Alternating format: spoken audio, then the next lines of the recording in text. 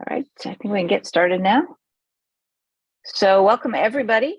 My name is Dr. Rena Walsinger here. Today we have our customer success team, some of our members joining us, John and Megan. So I'll let them introduce themselves.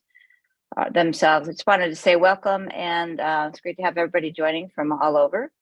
We're broadcasting here from California by our headquarters in Irvine. So anyways, I'll just pass it to Megan. Go ahead. Thank you, Rena. Hey, everybody. I say good morning from California, and whatever time it is for you, good day, good evening, wherever you happen to be. Excited to have a little bit of time today to talk about the new release features that we have that have recently come out in the last month or so, and then some new stuff that's coming very, very soon. We're also going to talk a little bit about a competition that we're having very, very soon. And then we're going to be playing with AI a little bit later. So very excited for what we have in store. Before I go any further, though, I'm going to let John introduce himself as well. Hello, everyone. My name is John Green. I'm a director of XR experiences at EON Reality. And we have an exciting agenda, such as Megan just talked about. We'll be showing you a lot of the new tools we have, and I'm looking forward to a demonstration that will be showing a live demo of these tools and how it applies to education. But I'm glad you're able to make it today, and then we have a good presentation for you. Right on. Thank you so much. All right. Well, without further ado, let's jump into some of those new features that have come out in the last in the 9.6 release. So when you're logged into your application on your mobile device, or if you're looking on your computer, if you don't see 9.6, you're not updated. So you want to make sure that you update. The features are not going to be available unless you've updated your app or updated the software on your desktop. So we're really excited. We're calling out with this little star icon features that have specifically been requested by you, our users. And so very exciting features and hopefully useful features that you are really going to enjoy. I want to start and kick off by talking about the EON Marketplace. Now, EON Marketplace, you're going to find this when you log in the top banner. So I've kind of called out right here. We can see that square around Marketplace. And what this is an opportunity inside that EON-XR library to both buy and sell lessons. So if you've ever wanted a really great lesson on the front of the thigh, for example, then you can come in to the marketplace and you can take a look at that lesson, and then you can decide to purchase that lesson. Now, if you have some really amazing lessons that you have created that you would like to share with other people, this is a place where you can sell your lessons. So you have this, this ability to both buy and sell lessons inside of the marketplace. So we're really excited about this. It's been highly anticipated. Everybody always wants to see what other people are doing. Can I see the thing that they did? How is that person leveraging this tool and engaging their students? So excited for that feature. This next one, stereoscopic 3D presentation, which has this really amazing title. And what does it mean? It means that if you have a 3D enabled projector system, right, whether that's a screen like we see here, or another kind of display, you can now project the lessons, those 3D lessons, onto that presentation screen. So think of, you're bringing it to the big screen, right? We're taking it to the IMAX, if you will. So you're going to take those 3D glasses, be able to put them on, and now I'm sitting maybe with an entire room full of people, and we're all experiencing that same thing at the same time. So this really opens up some amazing opportunities for the classroom. All right, stereoscopic 3D presentation.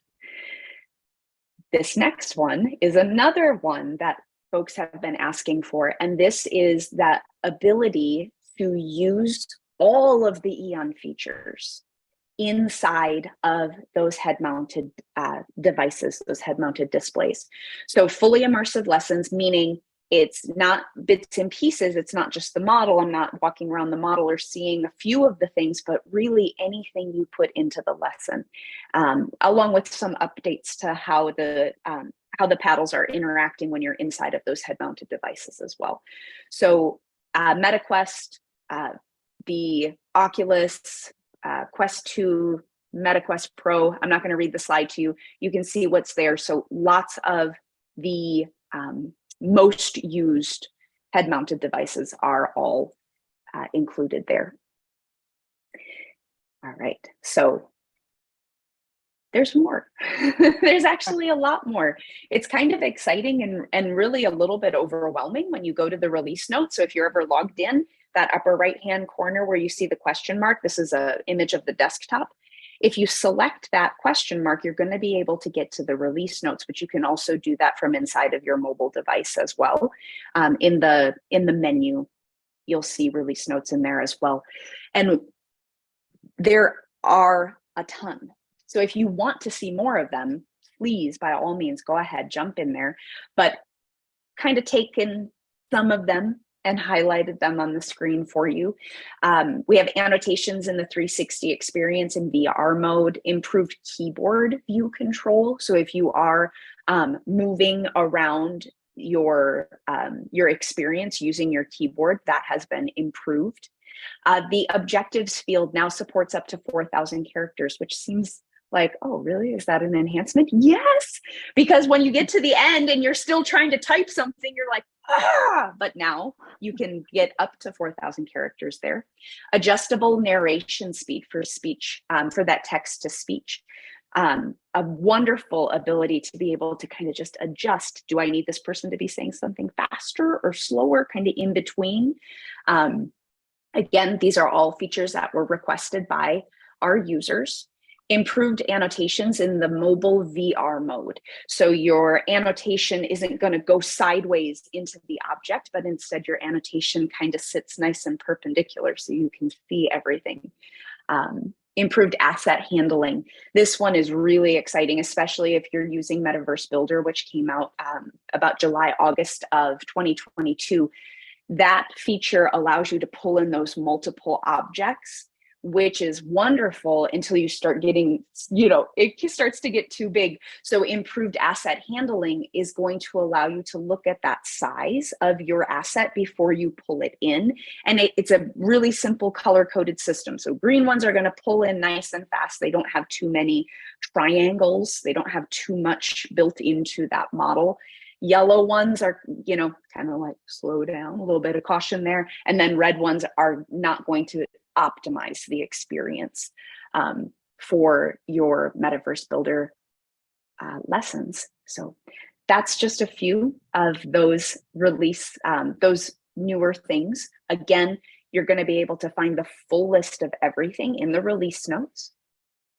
And then we have a couple new products as well. So EON has been tremendously busy. We have 3, the EON Interact, Illuminate, and AI Assistant. And I think we're all probably the most excited to talk about that last one. We've saved a lot of time in the webinar to kind of play with that particular tool live with you today. But before we get there, I want to talk a little bit about Interact and Illuminate. All right, so I have a video to kind of show you what these features do. Interact is what it sounds like. You are able to put interactions into your experiences.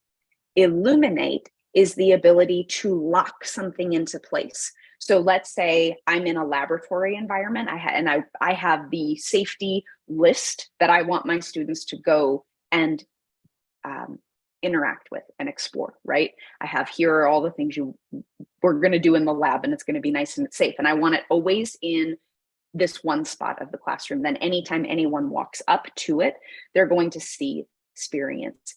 Think of it like, I always think like you go to the zoo or you go to the museum and you walk up to the thing and you have your little cardboard, not cardboard, it's usually wood or metal, right? So it's more resistant.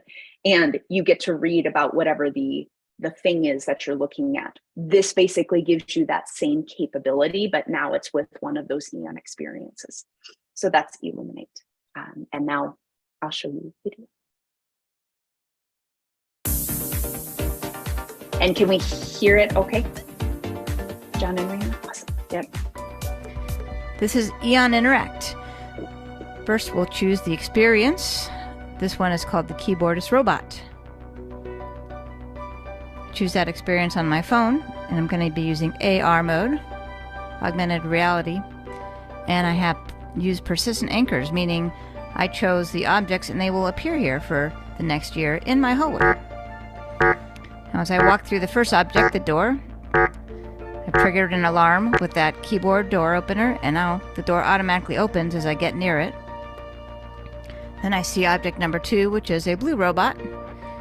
And let's go ahead and trigger his animation. Third object is this nice robot playing the keyboard with some fun effects.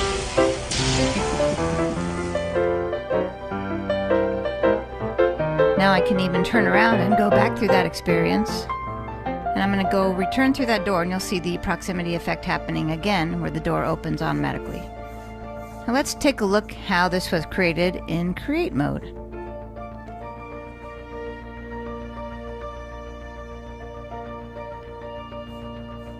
So for this experience, I used 3 objects.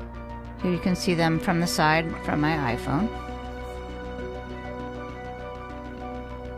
And we can choose an object, any one of those, and then the tools come up and you just choose what you want to do. So I chose first the alarm sound, and I wanted that alarm sound when I touch that part.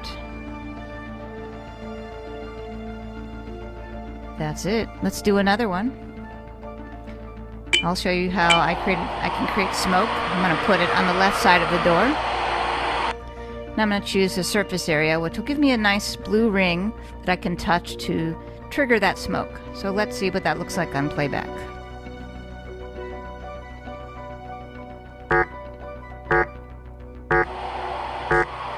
So I touch that keyboard, then I touch the left side, and now walking back through my door automatically opens. So that is EON Interact.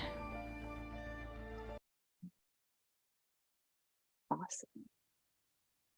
All right, so just a little bit of what can you do with those new features and how can they be used. So as you saw in that video by Rena, we are able to take interactions and add them into the experience, and then you decide how you want your learner or the person viewing that lesson to engage with that experience.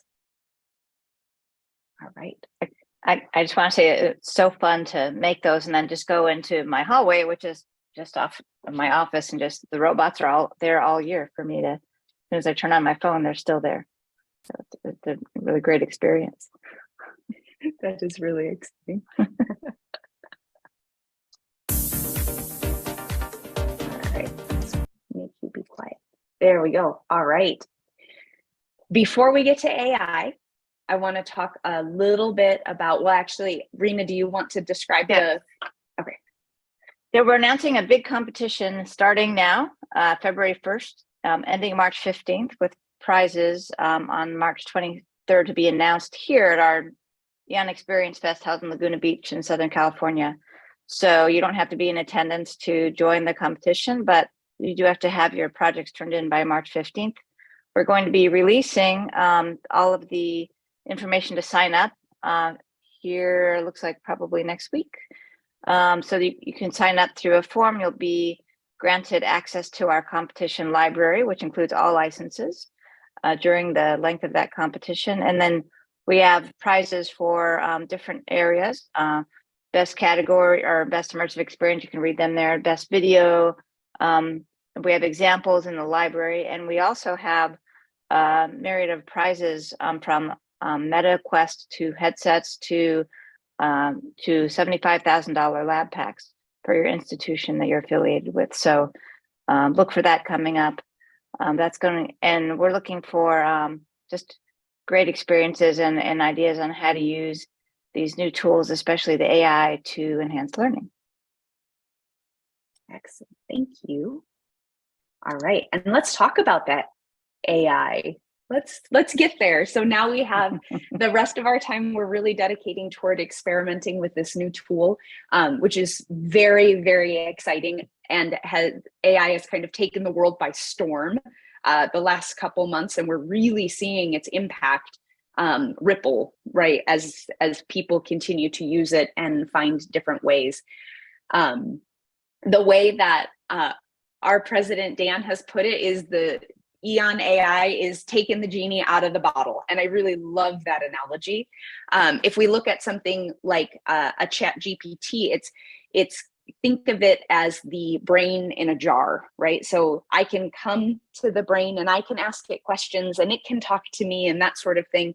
But what we're trying to do with the EON AI Assistant is really have that servant coming to help you, right? Your trusted helper to come and give you what you need, when you need it, how you need it. And it's contextual, which means it knows because of the ability to see through. I'm trying to like LiDAR is because it's on my slide and it's sticking in my brain, but because it understands where you are, because we're using geolocation, and it knows through that augmented reality mode where, right, your camera turns on your mobile device and it sees through scanning, it can see where you are. So if I'm on a factory floor, it can see my factory floor. If I'm on a playground, it can see the playground, right? It understands where you are. And now with all of these different capabilities, the AI has context. So that's what it means when the genie is out of the bottle. So should we play? Let's do it. All right. Oh, that's great. All right. So yeah, excited to roll up our sleeves here and dig into the platform. Contextual AI, I really like that concept. Let's put you in specific scenarios, in specific context, and let the AI do the work. Let's lean on AI to provide this relevant knowledge that we ask for. So what I'm going to do, I'm going to share my screen. We're just going to go through several different scenarios, engaging with AI, asking questions, and then we'll talk about it from a pedagogical point of view, how we can fit this into your education experience. So I'm just going to drop my video just for bandwidth purposes. I'm going to share the screen. So you should be able to see my screen now. Now I'm going to go from several different mobile devices. I have a phone, then I'm going to an iPad. So on the phone, let's go ahead and access that button on the lower right-hand corner. And just a note, you can see some of the upgraded features on the library. I can follow, I can have likes, viewers. I can even follow popular authors right in this section. So if you have content creators within your institution that you want to follow and engage with, you can do that. So let's go right into the Metaverse Builder. And now we're going to go right into this experience. And the first step, I'm going to place my AI avatar right over here. Hi, what do you want to learn about? Hall of Mirrors. Okay, I just selected a keyword. I placed my AI avatar guide right there to the left, and you can see I'm accessing several different libraries. I'm going to go right into the XR library. I happen to have this Hall of Mirrors in there, and I'm going to place it right down here. And what it's going to do, it's going to load that object. Once it loads it, I will be able to scale it to size. Another concept that we've seen, if you have experience at EON-XR, where you create experiences, you select the video, the audio. Well, this section, I'm creating a knowledge portal for you. One moment. So now it's going to create knowledge portals on this Hall of Mirror asset. And just in a second here, I'm going to scale this 1-to-1. As soon as that knowledge portal is created, there's my guide. We'll be engaged with that guide shortly. You can see these knowledge portals have just been created. Can expand them. A house of mirrors or hall of... I'll select that. And let's go right inside of this environment. And I'm going to select the AI Assist personnel. And okay, so we have the automatic knowledge portal creation. There's my AI Assist. Okay, now I find myself in this environment. Place this in here. So now I'm just going to look around. Okay, I'm inside the Hall of Mirrors. Interesting. And I'm going to tap in a question, and we're going to start engaging with this AI Assist agent. Where is the Hall of Mirrors located? The Hall of Mirrors is located in the Palace of Versailles. Name 5 pieces of artwork found on the ceiling in the halls of Versailles. I am preparing a detailed response to your question.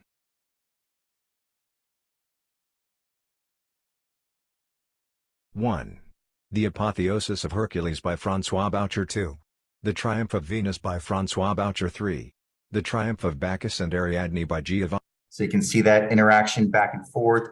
And I'm going to ask a separate question, kind of a different nature, just to show you what type of questions we can ask, such as where is this located? What are some of the artworks found in here? And also I'll ask it to provide me a tour. Provide me a tour of the artwork found in the Hall of Mirrors. Hang on, I'm compiling a response to your question. The Hall of Mirrors is a room in the Palace of Versailles that was used by the royal family to entertain guests. The room is decorated with a series of mirrors, which reflect the light from the chandeliers and make the room appear much larger than it actually is. The walls are also decorated with a series of paintings by famous French artists, such as Nicolas Poussin and Claude Lorraine. Okay, so just showing you an example of how we can select an asset. It doesn't have to be an environment. We can show you different assets as they go along here. Select the AI Assist and engage it with questions. Any thoughts, Rena or Megan, into this process? What do you think about this? Absolutely. So, and you do see the slight lag here on Zoom, but the avatar lip movements when you're doing it in front of you are matching the speech. And so this is something that we really like. It's an accessibility feature as well. But the model here is a museum. So you could have a model of a 3D object, which we'll show in a little bit. But the amazing thing is how quickly that happens, how you can ask a question and contextualize your experience, which is really increasing individual learning. And really, every student has different questions about what they're learning about. And this way you can do this, at home, as well as when you're learning and you're kind of delving into something that you're interested in or have a question about. So you can think about this in different subjects. I always think about things like theorems in geometry, or things that I struggled with, different subjects where you can ask questions. And history questions are great because there's a wealth of information there, but sometimes they're contextual, like how long did it take to construct this museum, or maybe you want to ask about the architecture or the building materials. There's so many different ways that you can go. Megan. Yeah, absolutely. And I think you hit the nail on the head with now I can ask it what I want to ask it. And I can take my learning, I can personalize that in the direction that I need to as a differentiated learner, because the things that I might have questions about are different than what someone else might have questions about. So when we think about that, this AI as an assistant to the teacher, I cannot multiply myself 30 times to get individualized instruction to every person that I am trying to help learn about a concept, but I can leverage AI to do that for me. And so I can be helping everybody simultaneously through this tool, and then free myself up to be able to do the things that are most necessary for me to be doing as an educator. That's in a classroom. But like you said, you can even take this home, and maybe now I'm sitting with, and now I have small kids. So I'm thinking about like, oh my gosh, okay, well, I don't remember how to do that, or I don't know all the details of this particular, this place in history or that sort of thing. And now we can be asking it questions together, and I can be assisting in that way as well. So I think that there are just a tremendous amount of, there's a tremendous amount of possibility of using this tool. Really, right? The genie pops up. How do you find the square root of whatever number? Right? There's a lot of things that you can do with this particular thing. But I think we should open it up and let people ask questions. What do you guys think? Should we get a different? Should we get a different model, something fun, John? Yeah, let's do this. Let's go into the, I want to go into another different scenario to show the Interact tools, and then I'll pick a model where we can engage a little bit more.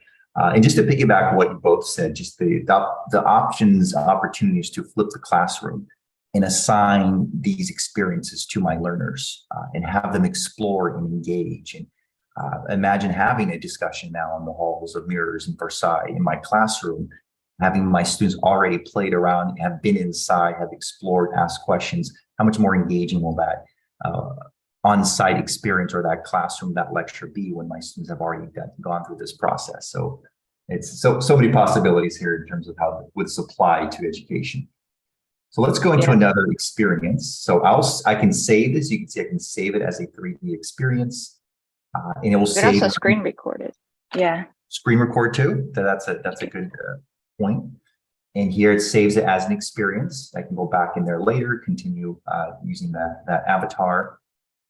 So let's go into another scenario. And I'm going to place myself into a different environment. Once again, I'll place the avatar right there. Hi, what do you want to learn about? Automated factory. Okay, in this scenario, we're going to go into this automated factory environment. And what I will do is show you some of the interactive tools. You saw a video on that where we're going to put in some live interactions in any scenario. So I'm going to place myself in this context, and this will be great for areas such as training procedures, maybe even enterprise situations. I have workers at a factory floor, or what are the procedures if I'm creating a knowledge portal for you. Specific scenario happens. So now the same process is going to create an automatic knowledge portal. So I'll let that populate on the model. You can see there it expands automatically. Automatic factory is a place where raw materials enter and finished products leave with little or no human intervention. So there's that knowledge portal, and let's go right inside this environment. I just scale this 1-to-1.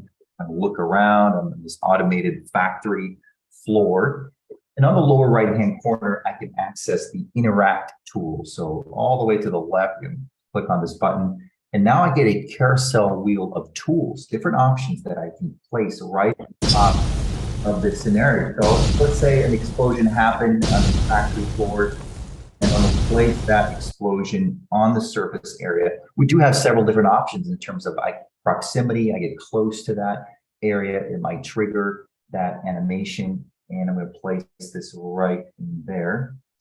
And I'll say, as this is loading on here, I will say I took the liberty of creating a game so one of the things you might have noticed is that if the question is answered correctly or incorrectly, you can trigger actions. And I made a game, and it was easy. I love how easy it is to set up the interactions. And then, so my little game, the frog, you're trying not to make the frog be exploded. Oh, yeah. Which is just kind of silly, but it adds in that element of fun, right? Yeah, there's so many ways, as you said, to set this up. Locations where I want to point those trigger points, that interaction. I can just create so many scenarios I can think of and add these elements to it. So I just added these 3 trigger points in this area.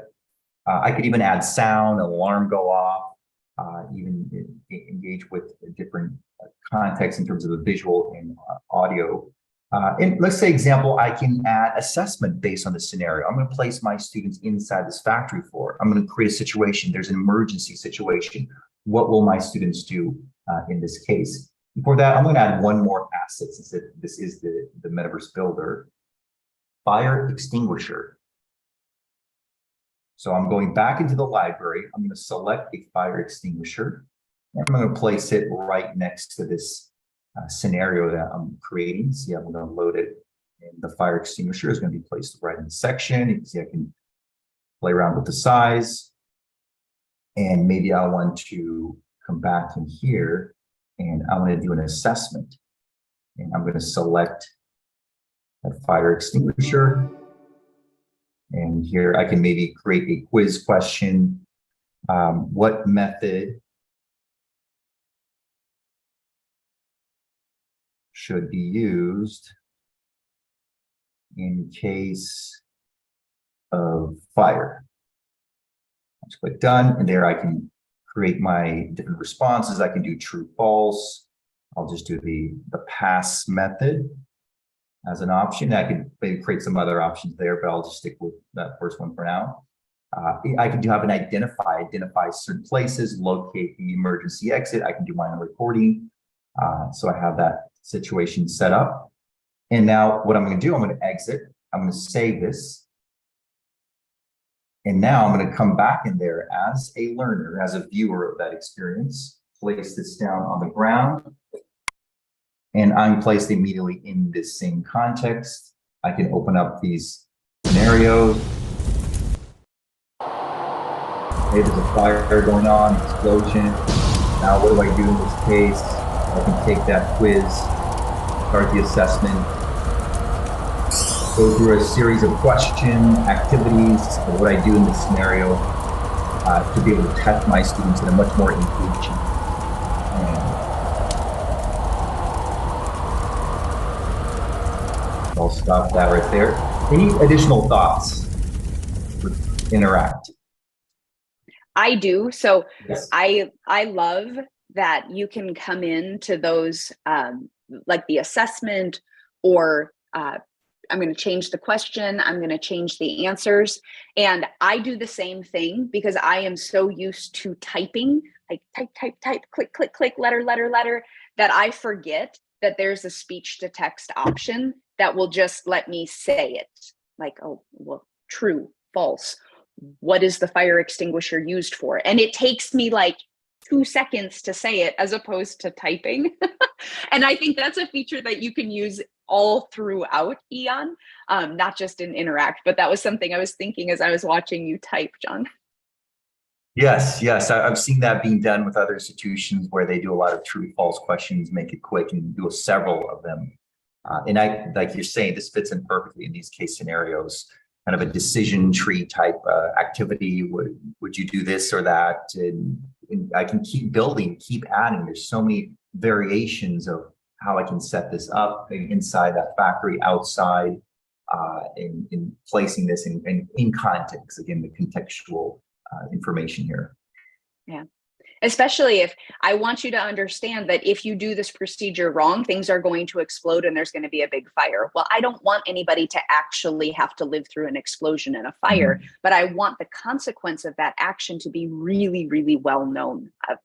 Safety and maintenance and all of those kinds of things. You can see how it is tremendously useful.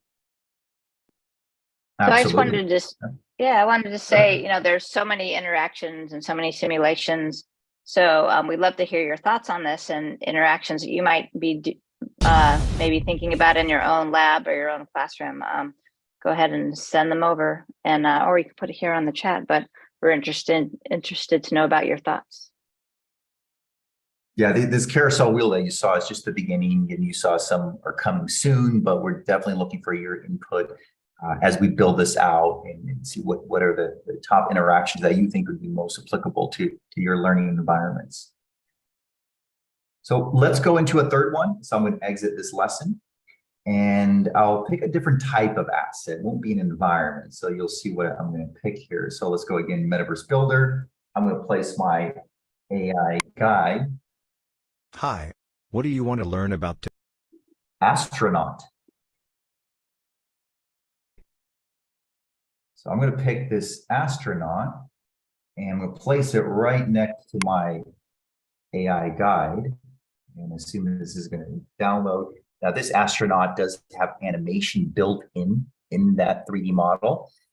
So it might take a little longer to load, but we're going to see how we can interact with animated models as we talk with our AI Assist guide, ask questions, provide just a really hands-on interactive experience as we learn more about this particular model. And while that's loading up, there was a question in the Q&A. So Creating a knowledge portal for you. Okay. One moment. I'm going to go ahead and answer it. How do you get started building a quick game or interactive environment? So it really is as easy as going into the Metaverse Builder, like we've watched John do a couple times now, And I pulled in my game, it was because my 7th grader was trying to learn the animal cell, right? And labeling the different parts of the animal cell. So I brought in the animal cell and had all the labels on it. And there's a quiz question for each label. Then I brought in another model, and it was a frog with the lily pads around it. And so as they were labeling, if they got the answer wrong, it would explode. The pad explodes, the lily pad explodes, and eventually if they get them all wrong, then the frog explodes.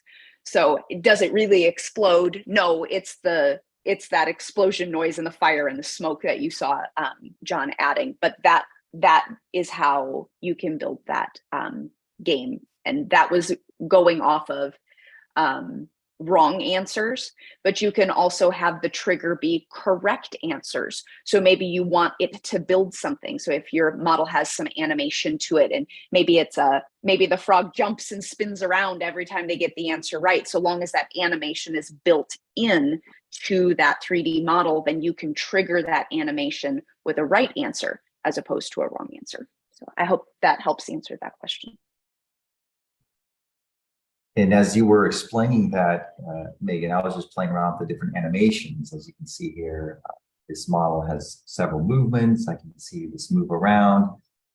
And on the left-hand side, of course, we can start engaging and asking questions about the spacesuit, about space travel, and various things. So I'm going to do an example right here.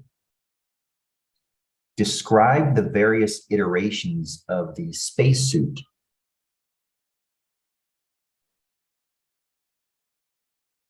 I'll do my best to find out.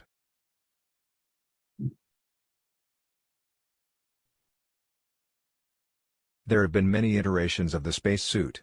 Early spacesuits were little more than modified versions of existing high-altitude flying suits. These suits were bulky and uncomfortable, and they did not provide much protection from the harsh environment of space. As So I'll space stop that. I think exploration became more common, going on. I'll do one spacesuits more were question that we can open it up for other questions. What education do I need to become an astronaut?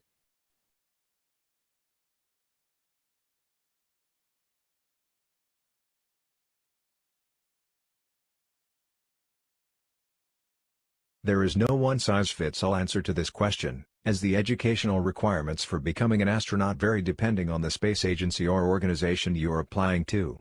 However, most space agencies require astronauts to have a bachelor's degree in a STEM field, such as engineering, mathematics, or physics. Some agencies also require astronauts to have a master's degree or doctorate, and/or have experience working in a related field, such as piloting aircraft. As you can see, I'm working just as a going down scientist. any path, an education, exploration, any type of question that we can think of. We can start engaging and learning about this model. So, any question over there on the on your side, Rena or Megan, or on the chat? I want to open it up to the chat, and I want the people who are with us today to, what do you want, John, to ask the AI? What wish from the genie do you want?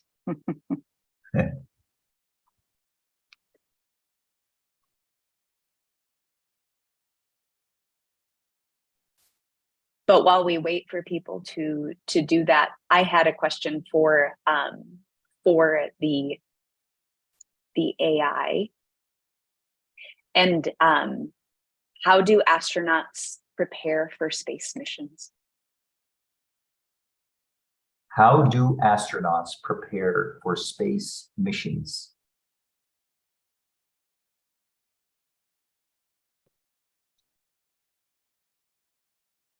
Astronauts prepare for space missions by training in a variety of areas, including space science, engineering, and medicine. They also undergo physical and psychological training to help them cope with the challenges of spaceflight. Okay, that's a good question.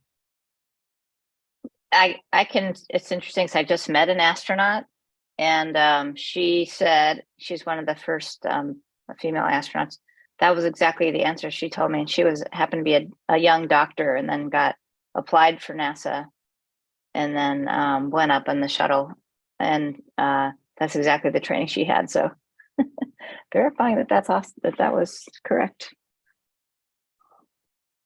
And with the Metaverse Builder, this is just a little taste test of the possibilities here. Imagine bringing in an asset, a scene of the moon or Mars, and then bringing in the astronaut and having my AI assist right there on every single asset that I choose. If I go from the moon asset or the spacesuit asset or a space shuttle, the AI assist will always be there, ready to answer any questions I may have.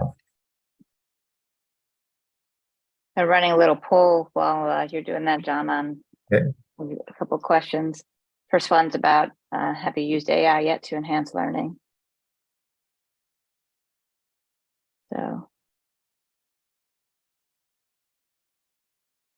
So everybody can answer, and we want to see what you are thinking. We do have a question for the AI for the astronaut, and it is, Okay. how do astronauts have fun? All right. How do astronauts have fun?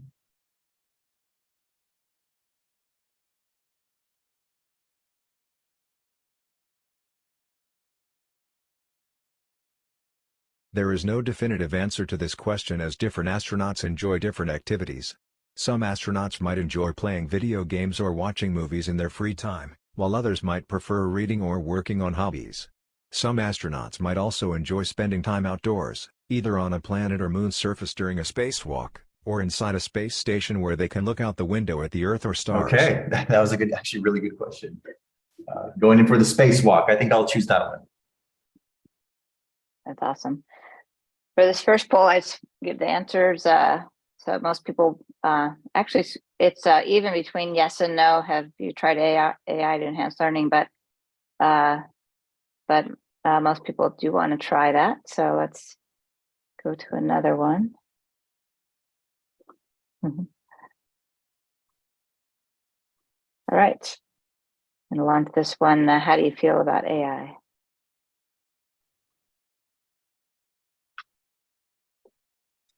And I like that this one you can pick more than one answer. Right. Or you should be able to pick more than one. So we've been talking internally a lot about this. We kind of think it might actually free people from their desks. So we know we went from, I know when I started working, I was walking all around a manufacturing medical plant, training, doing manufacturing, extruding, CNC machine, all that kind of stuff. And then sometimes I was at my desk designing.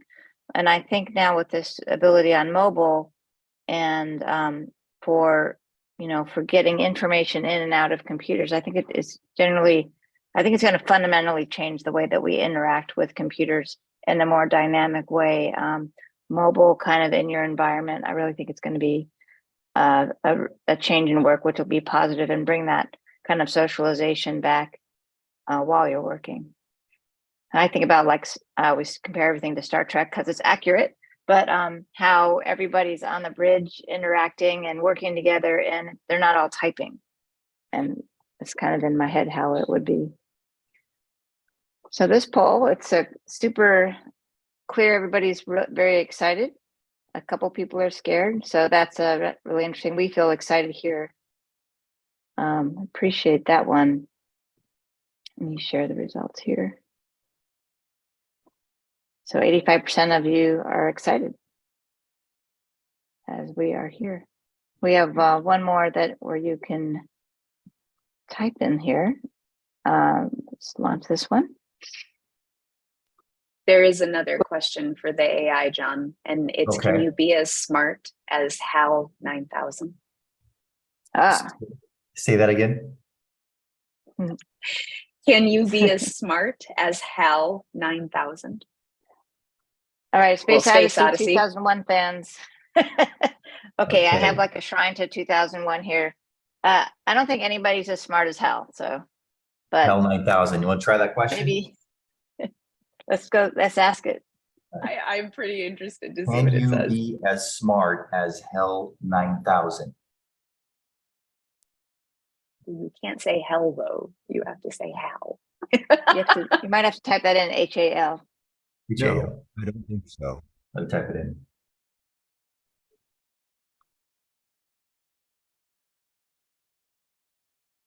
Oh.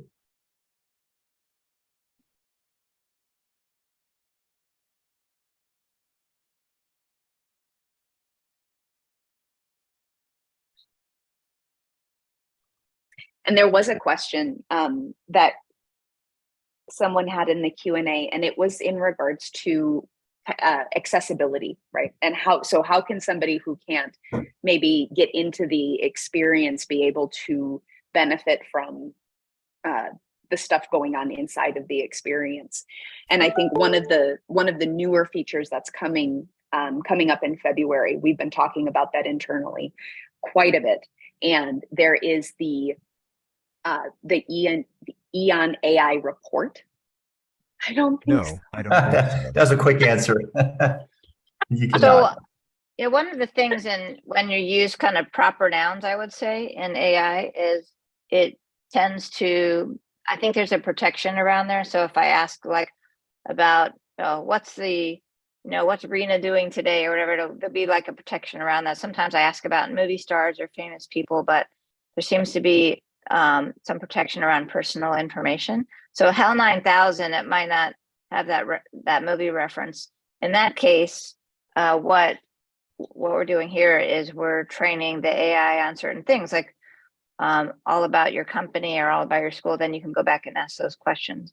But now, if you asked it just a question about, can you tell me what HAL 9000 was in 2001, I could probably come up with that. But then a more subjective question would be, then you kind of hit that framework. That's been my experience so far. That's with ChatGPT 3 and the current state of AI, I think. Yeah. And I think that brings up a really good point in terms of when you start to think about, okay, what kind of safeguards have been built around AIs, and to know that this particular AI does have safeguards built around. Absolutely. Okay, back to the presentation. Yeah, so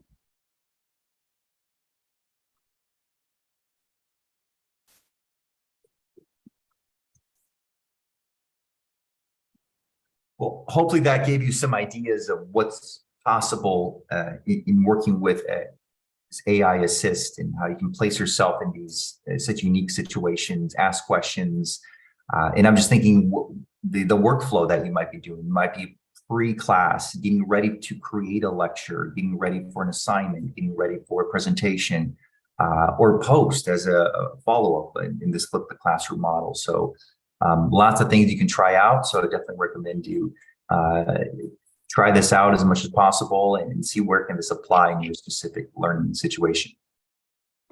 yeah, and it's a big change, right? Because up until now we've been interacting with models. You can walk around environments, you can do 360, you can do portals, assessments, but now you can deepen that with contextual learning. And that's super important, because we're always trying to really support those learning outcomes. And this is a great way to do it. Individualized learning for students, very important. Just think about the way we've changed almost everything. You go into a restaurant and you can have choices of 30 toppings and things like that.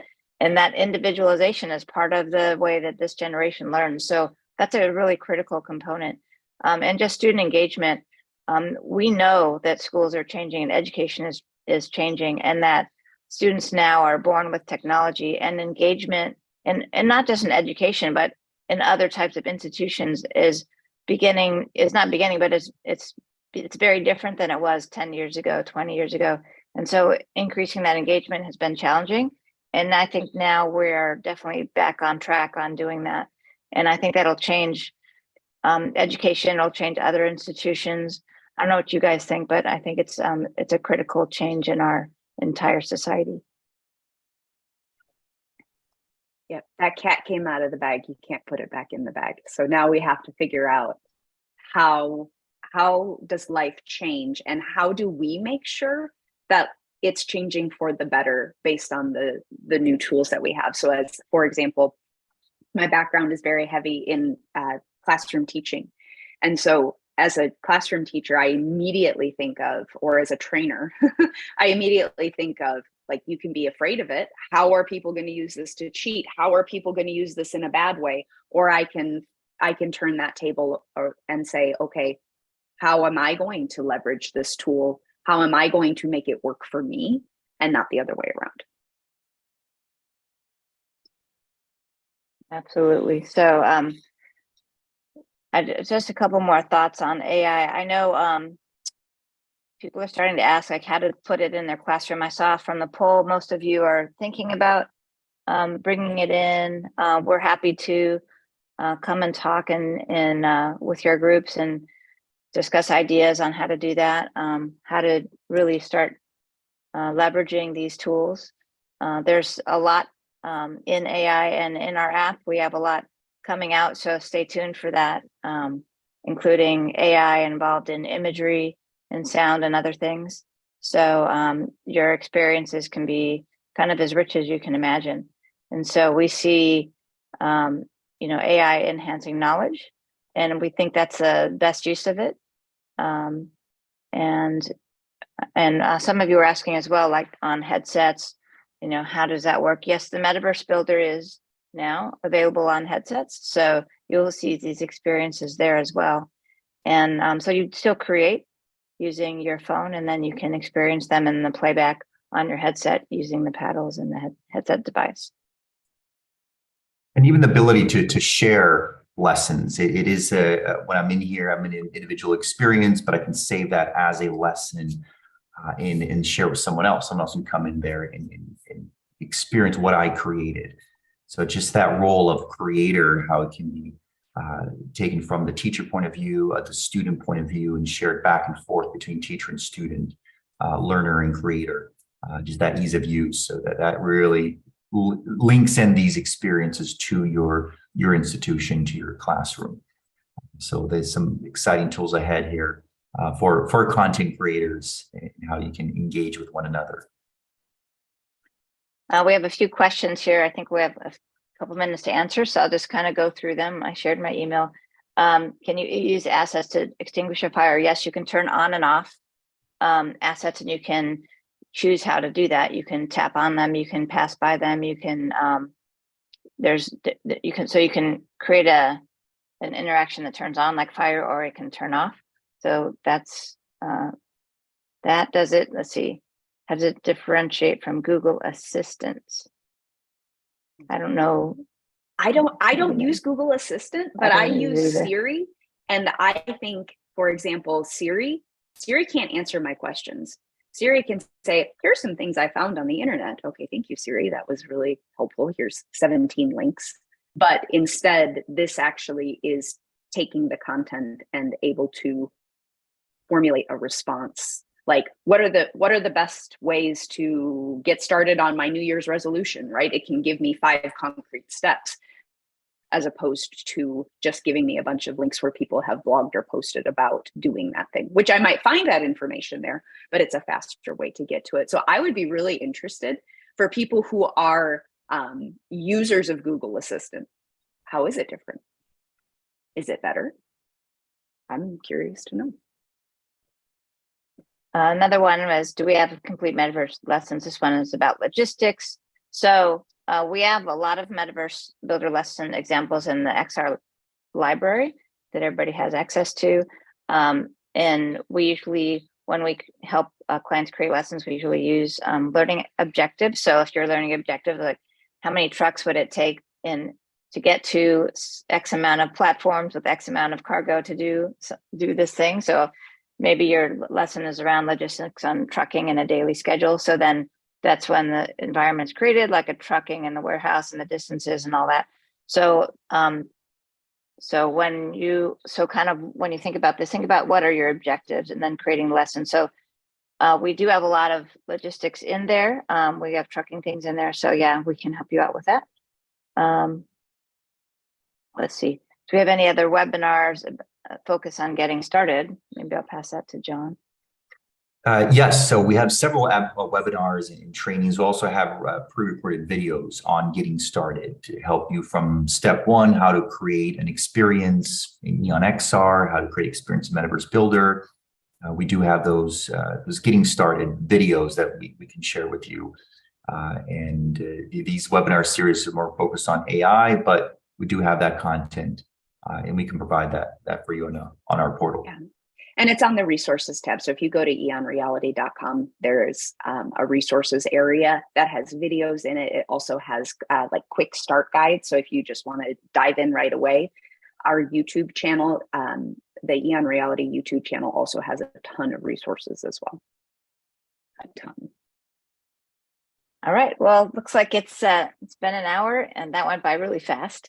As you can tell, we're super excited about this.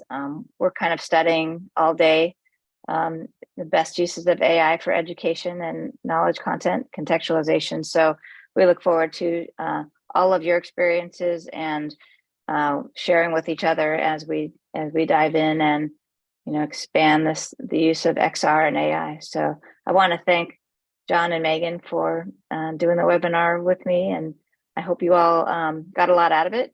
And we're very excited here, and we'll see you on the next one. So thank you, everybody. Thank you. Great. Thanks, everyone. Thanks, Megan.